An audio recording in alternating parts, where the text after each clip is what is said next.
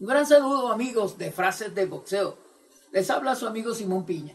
Hoy vamos a recordar a un gran campeón del boxeo inolvidable, el gran Salvador Sánchez, mexicano, nacido el 26 de enero de 1959 en Santiago Tianguistenco. Salvador se dedicó al boxeo, por supuesto, llegó a campeón el 2 de febrero de 1980, noqueando al Coloradito López en Phoenix, Arizona.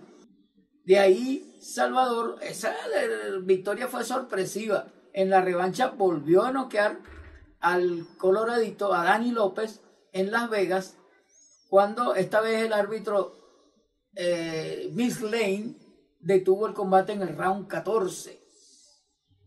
Luego efectuó defensas contra destacados retadores, contra varios mexicanos, contra el guyanés Dwayne Ford, contra Wilfredo Gómez, contra el español Roberto Castañón, contra Azuma Nelson, el africano. Esta fue la última defensa de Salvador Sánchez, que la efectuó el 17 de junio del 82 en el Madison Square Garden. Ganó en el último round, detuvo la pelea el referee puertorriqueño Tony Pérez. Bueno, de ahí se pautó que Salvador defendería su corona el 15 de septiembre de ese año 82 en revancha contra el puertorriqueño Juan Laporte, a quien había vencido en el año 80 en una primera presentación, una pelea dura. Los puertorriqueños se creyeron ganadores o merecedores de una revancha y ahí estaba Salvador para concederles el desquite. Eran los primeros días de agosto.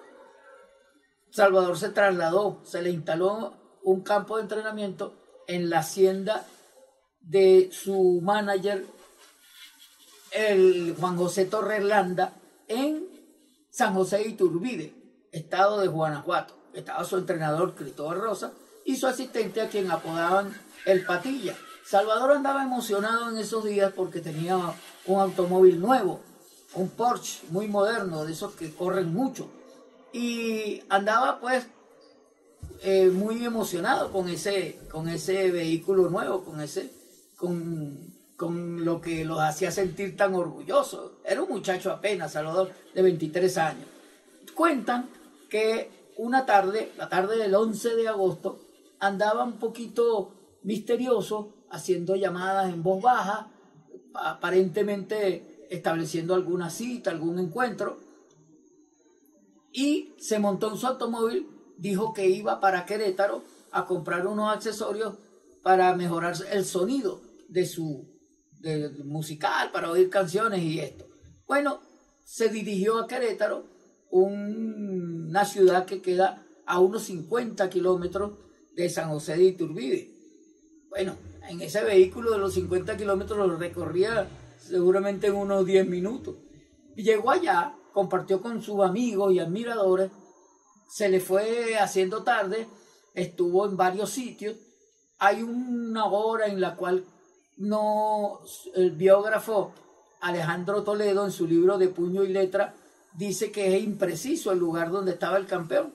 Bueno, tranquilamente se puede presumir que tendría alguna cita un poco más privada, pero lo cierto es que a la 1 de la madrugada, entre la 1 y la 1:30, Salvador emprendió el regreso a su campo de entrenamiento. Ya iba un poquito tarde, pero estaba comenzando el entrenamiento. Era apenas el 11 de agosto, la pelea era un mes y varios días. Todavía le quedaba tiempo para prepararse bien y se podía permitir estas pequeñas licencias. Cuando iba por el kilómetro 12, según el relato de Toledo, Salvador trató de adelantar a un vehículo y se encontró con otro de frente y ahí se produjo el desastre. El choque fue tremendo, fue mortal. Salvador perdió la vida instantáneamente y quedó ahí, bueno, los restos del vehículo de Salvador quedó completamente destrozado. Pero a esa hora, pues no hubo testigos. La noticia, claro, los que venían por ahí a esa hora tuvieron que detenerse viendo el choque, el desastre, y la noticia se fue corriendo. Por el lado de su equipo de entrenamiento, lo estuvieron esperando hasta tarde, lo buscaron en la madrugada a las 5:30 para que se levantara a correr y a comenzar el adiestramiento, pero Salvador no aparecía. Pronto les llegó la noticia, porque este tipo de noticias, y con esos protagonistas, imagínense, les llegó la noticia y tuvieron que ir a Querétaro, a la morgue de Querétaro, a reconocer el cadáver. Salvador, bueno, desastroso, se golpeó, el choque fue tremendo y Salvador no estaba fácil de reconocer. Pero tuvieron que hacerlo con mucho dolor, con lágrimas, y así México y el boxeo en general se quedó sin un campeón extraordinario. Salvador, como les digo, había conquistado la corona mundial pluma el 2 de febrero de 1980 en Phoenix, Arizona, y había ejercido con autoridad una dictadura en la división de los plumas, sobre todo por su gran triunfo sobre el boricua Wilfredo Gómez, a quien noqueó en Las Vegas en el 8º asalto el 21 de agosto de 1981. Estaba pendiente una revancha con Wilfredo, también estaba pendiente una revancha con Azuma Nelson, que le dio muy buena batalla con apenas 13 peleas. Azuma Nelson fue suplente, fue un rival llamado de última hora a esa pelea, y también una unificación con el panameño Eusebio Pedrosa, quien era el campeón de la AMB y fue un campeón eterno de 19 defensas. Bueno, eso no se dio. Hasta algunos hablan de una pelea con Alexis Argüello por el título en una división superior, si Salvador se subía de peso.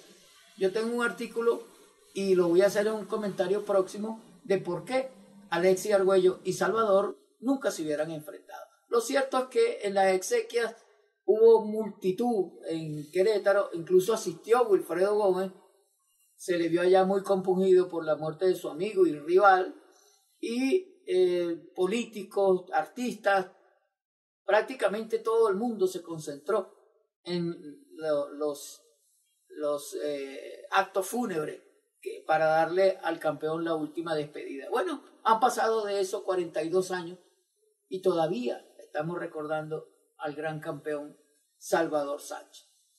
Un gran saludo.